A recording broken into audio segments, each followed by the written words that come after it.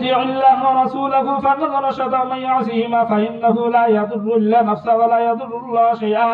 أعوذ بالله من الشيطان الرجيم. إن الله وملائكته يصلون على النبي يا أيها الذين آمنوا صلوا عليه وسلموا تسليما. اللهم صل على محمد عبدك ورسولك، وصل على المؤمنين والمؤمنات والمسلمين والمسلمات، وبارك على محمد وأزواجه وذريته. قال النبي صلى الله عليه وسلم: أرحم أمتي بأمتي أبو بكر، وأشدهم في عبد الله وعمر، وأصدقهم حياء عثمان، وأقضاهم علي، وفاطمة سيدة نساء أهل الجنة، والحسن والحسين سيد شباب أهل الجنة، وحمزة أسد الله وأسد رسوله.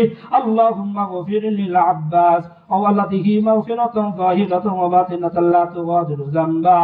الله الله في أصحابي لا تتخذهم غرضا من بعدي، فمن أحبهم فبحب أحبهم، ومن أبغضهم فببغض أبغضهم. وخير أمتي قرني ثم الذين يلونهم ثم الذين يلونهم. وسلطان ذل الله في الأرض من أهان سلطان الله في الأرض أهانه الله.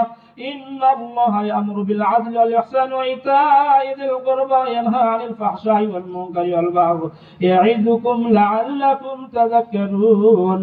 فاذكروني أذكركم واشكروا لي ولا تكفرون। সম্মানিত মুসল্লির হাজিরিন, আপনারা শুনলেন আমাদের ঈদগাহ মাঠের যিনি খতিব, উনি আবারও সামনে আসবেন।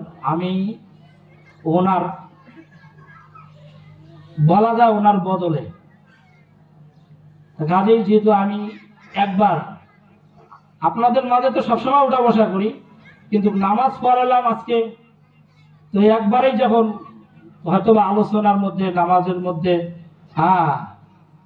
যদি কোনো প্রকার ত্রুটি হয়ে থাকে আপনারা ক্ষমার দৃষ্টি তাকাবেন।